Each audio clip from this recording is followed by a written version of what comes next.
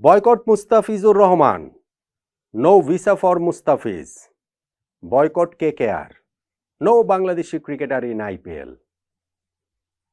Hashtag দিয়ে এরকম নানান বার্তা গত ২-৪ দিনে আমি সোশ্যাল মিডিয়াতে দেখতে পেয়েছি।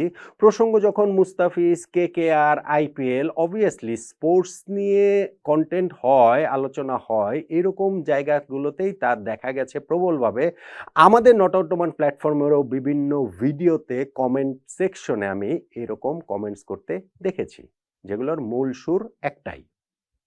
এইবারের আইপিএলের মিনি অকশনে মুস্তাফিজকে যে কিনে নিয়েছে কলকাতা নাইট রাইডার্স, মুস্তাফিজ যেন সেই কেকেআরের হয়ে আইপিএল খেলতে না পারেন, তাকে যেন খেলতে না দেওয়া হয়, এরকম একটা ক্যাম্পেইনই আসলে চলছে। ঠিক আসলে যৌক্তিক? কোনোভাবেই কি যৌক্তিক? বাংলাদেশ ভারত প্রতিবেশী দুইটি দেশের মধ্যে সম্পর্কের টানাপোড়েন চলছে রাষ্ট্রীয় পর্যায়ে বেশ অনেক দিন ধরেই।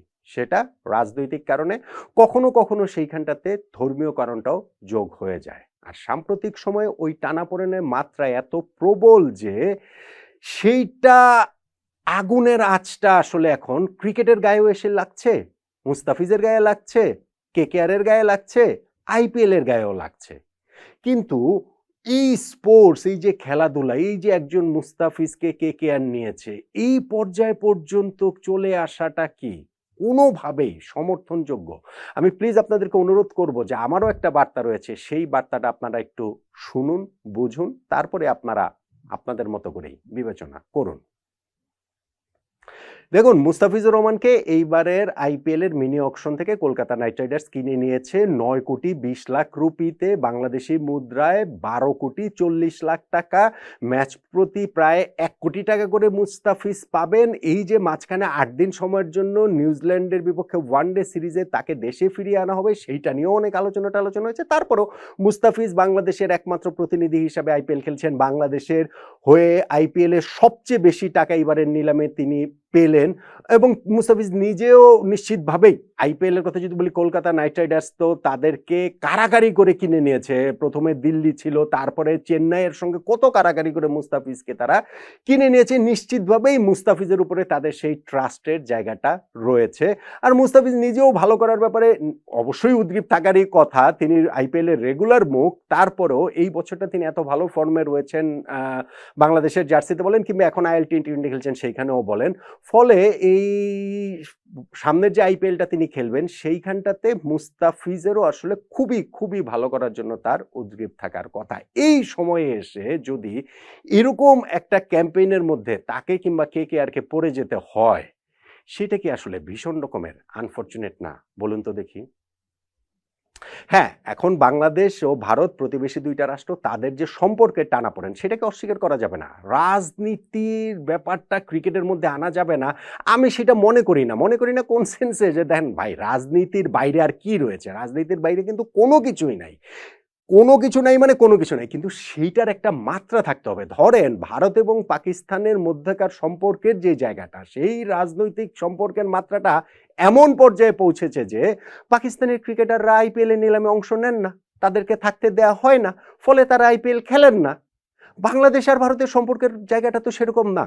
সাম্প্রতিক সময়ে অবশ্যই দুই দেশের মধ্যকার সেই সম্পর্কের ক্ষতিটা হয়েছে, প্রবল মাত্রায় সেই অবনতির জায়গাটা হয়েছে, এবং সেটা পারস্পরিক উস্কানির জায়গাটা থেকে যে রেসপন্সিবল মানুষদের ইররেসপন্সিবিলিটির কারণেই তাকে হুমকি ধামকি দিচ্ছে, ওই পার থেকে একই রকম আওয়াজ আসছে। ফলে এই সব কিছু মিলে সাধারণ মানুষের সম্পর্কটাও আসলে বিষিয়ে উঠেছে, যেই কারণে আমরা দেখতে পাচ্ছি যে ধরেন বাংলাদেশের এই দিক থেকে ভারতীয় হাই কমিশনের এই করব সেই করব এরকম আওয়াজ যেমন মেঠো বক্তৃতাতে আসে, সাধারণ মানুষও যখন সেইটাতে প্রভাবিত হয়, ওই পার থেকেও একই জিনিস হয়। যেই কারণে ওই পারে এখন ওই ভারতের এইখান থেকেও যেমন ভিসা সেন্টার বন্ধ, ওই সাইড থেকেও আমি দেখছিলাম যে দিল্লি, তারপরে আগারতলা, তারপরে শিলিগুড়ি, এইসব জায়গায়ও হচ্ছে কি ভিসা সেন্টার বন্ধ করে রেখেছে।